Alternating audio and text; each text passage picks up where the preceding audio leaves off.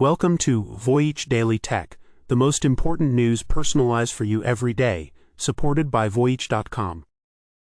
Today we're diving into 5 big stories. First up, OpenAI's secret war on Anthropic. It turns out, while the public was panning GPT-5, the company was using it to challenge Claude AI in the enterprise market and at a shockingly cheaper price.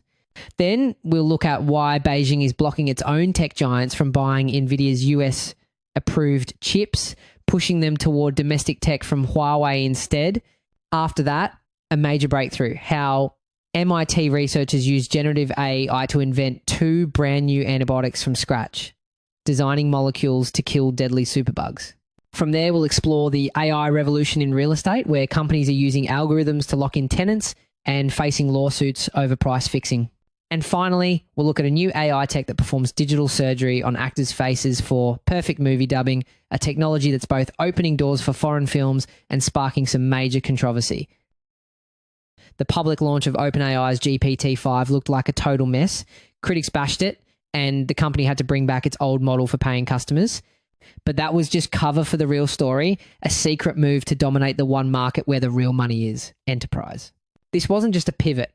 It was a strategic split, almost a sleight of hand. The consumer-facing chatbot everyone was criticizing felt stiff and less creative, what some called a corporate beige zombie. That's because it was heavily tuned for safety. But the version they released to enterprise developers through their API was a different beast, entirely optimized for raw power, complex reasoning, and coding. This created 2 completely different perceptions of the same underlying model. So this is a direct declaration of war on their biggest rival, Anthropic, and the battle is already heating up. 1 week in, the tide may be turning. The CTO of Vercel put it bluntly, saying that before GPT-5, Anthropic's Claude AI was just owning this space. It was not even close. His new verdict, they at least caught up. The CEO of Box called GPT-5 a breakthrough, and even more surprisingly, the CEO of Cursor, a major Anthropic customer, is now steering new users to OpenAI, calling it the smartest coding model we've ever tried.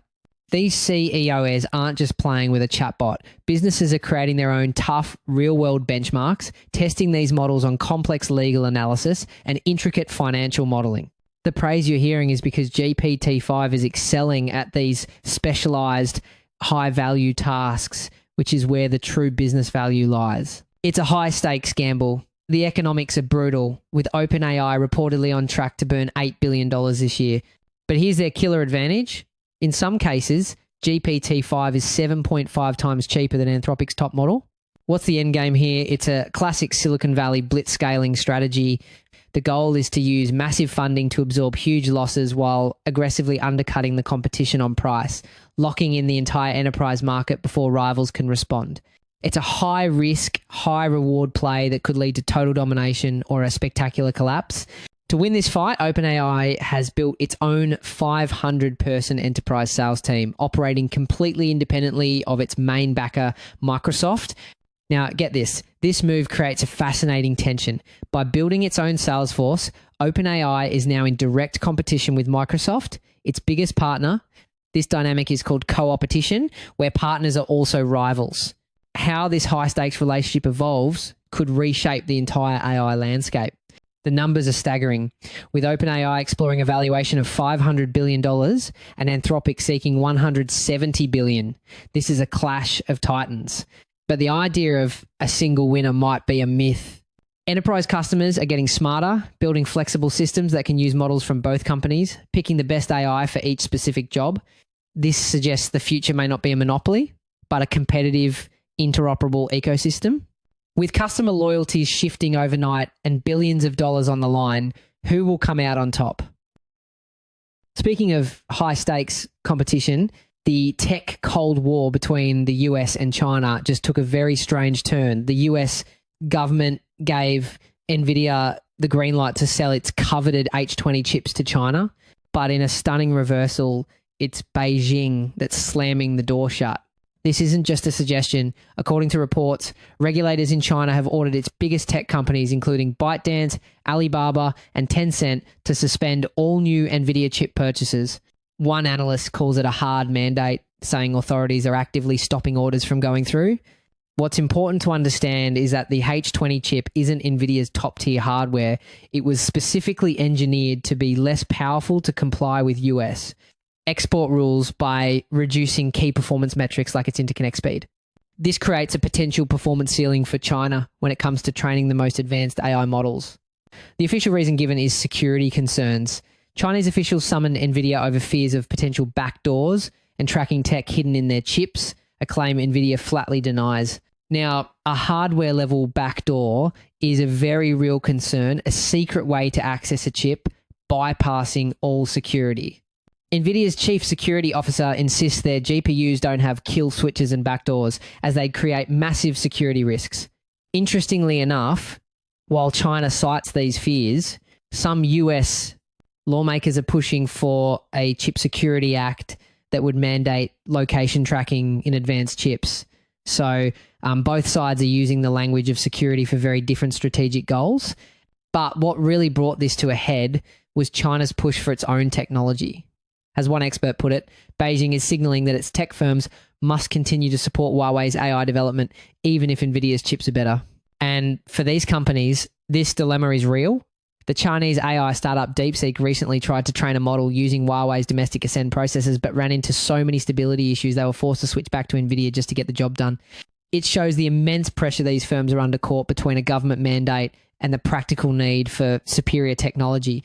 And here's the ultimate plot twist. The US decision to allow the sales might have been a strategy to get China more addicted to US tech. There's even talk of a deal where Washington would take a staggering 15% cut of all of Nvidia's business in China. This managed dependency strategy is a high-risk gamble. While the US gets a 15% revenue share, it's also lighting a fire under Chinese innovation. Companies like Huawei and Baidu are doubling down on developing their own advanced chips, like the Ascend 9 10B with zero US technology. This US strategy might trap China for a while, but it could ultimately accelerate their journey to total tech independence. So, while Nvidia argues a ban would only harm US leadership, Beijing is playing a completely different game. Ultimately, we are watching the creation of a hardware splinternet, two diverging, incompatible AI ecosystems. And this forces other countries to navigate a fractured world, with Europe and South Korea investing hundreds of billions to secure their own digital sovereignty. The only question now is, who blinks first? All right, we've talked a lot about the conflicts in the tech world. Let's shift gears to a place where AI is being used to solve one of humanity's biggest problems. Let's start with a single fact that puts this all in perspective.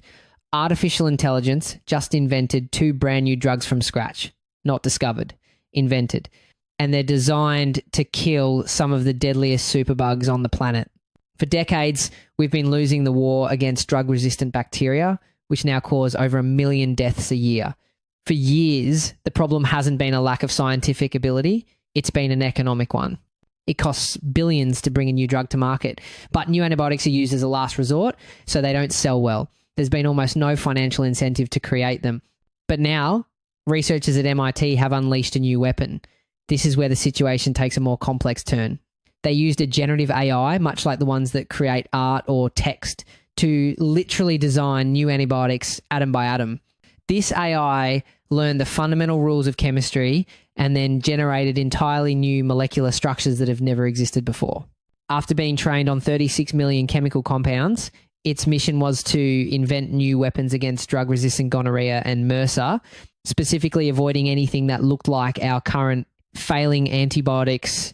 This is a brilliant strategy, but it also creates a fascinating new challenge. By designing drugs so different from anything bacteria have ever seen, we put immense evolutionary pressure on them to develop new forms of resistance. The long-term risk is that we could be accelerating the arms race. The team behind it believes AI could kickstart a second golden age of antibiotic discovery. In the words of Professor James Collins from MIT, this gives humanity a real leg up in the battle of our wits against the genes of superbugs. But here's the twist. The AI is so creative, its designs can be incredibly difficult to actually make. For one superbug, the AI came up with 80 promising designs, but scientists could only manufacture 2 of them. The AI can sometimes design fantasy molecules brilliant on paper, but impossible to create with current chemistry. To solve this, researchers are now trying to build real-world manufacturing constraints directly into the AI models. These potential drugs have worked in lab tests but are still years away from human trials. And there's another challenge, the black box problem.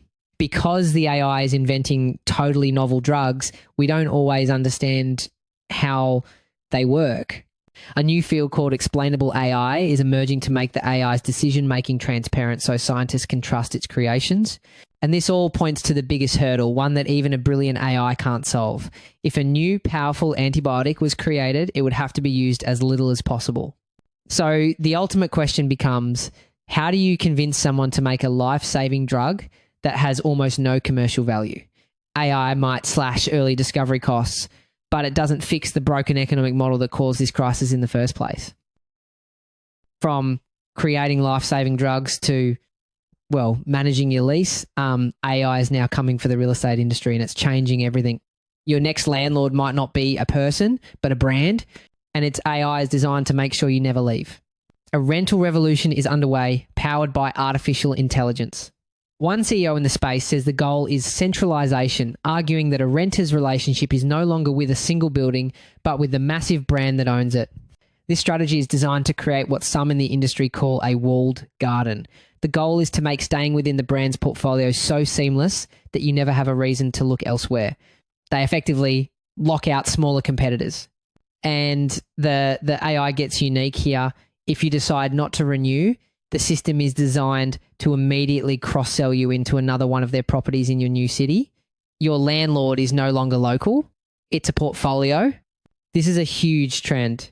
One venture fund, Ret Ventures, is backing this transformation, and its partners are 60 operators who control over 3 million apartment units. What makes Ret Ventures so effective is its unique strategic investor model. Their investors aren't just money people. They are the big property management companies who become customers for the tech they fund. This creates a powerful feedback loop that accelerates development and guarantees a market for these new AI tools. However, if you zoom out, you'll see another layer to this. It's not just about efficiency, it's also about pricing. There's growing scrutiny over AI-driven dynamic pricing. Software from companies like RealPage has faced lawsuits alleging it helps large landlords coordinate on rent setting.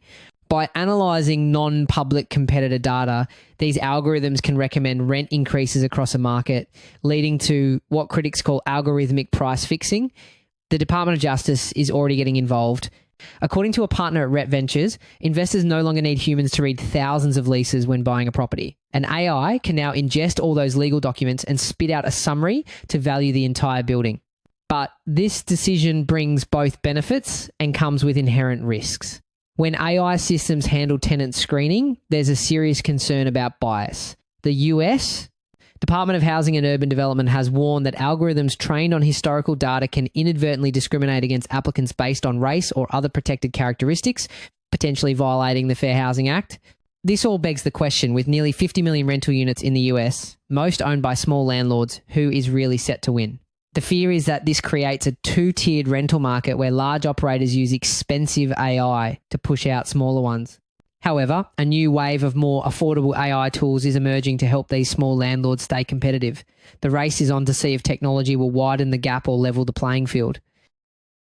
Speaking of industries being rewired, the world of entertainment is facing its own AI-driven disruption, and this one plays with our perception of reality itself. What if you watched a foreign film and the actors were speaking perfect English? Not just their voices, but their mouths, their faces, all perfectly in sync. That's happening right now. So the thing is, the AI isn't just replacing the audio. It's performing a kind of digital facial surgery. It analyzes the original actor's performance, then reanimates the actor's mouth and jaw to perfectly match the sounds of the new language. It's an incredible feat because it's trying to solve a problem. Our brains are incredibly good at detecting a mismatch between what we see and what we hear.